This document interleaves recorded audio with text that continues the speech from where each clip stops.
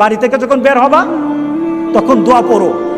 তোমার প্রত্যেকটি পদক্ষেপ হয়তো মৃত্যুর কারণ হয়ে যেতে পারে, কিন্তু যদি তুমি আল্লাহর কাছে সাহায্য চেয়ে বলো তাওয়াক্কালতু আলাল্লাহ ওয়ালা হাওলা ওয়ালা কুওয়াতা ইল্লা বিল্লাহ, তুমি যখন এই পরে ঘর থেকে বের হবা, তোমাকে সেভ করা আল্লাহর জন্য আল্লাহ সুবহানাহু ওয়া তাআলা তার ফেরেশতার মাধ্যমে তোমাকে আল্লাহ সেভের ব্যবস্থা করবেন।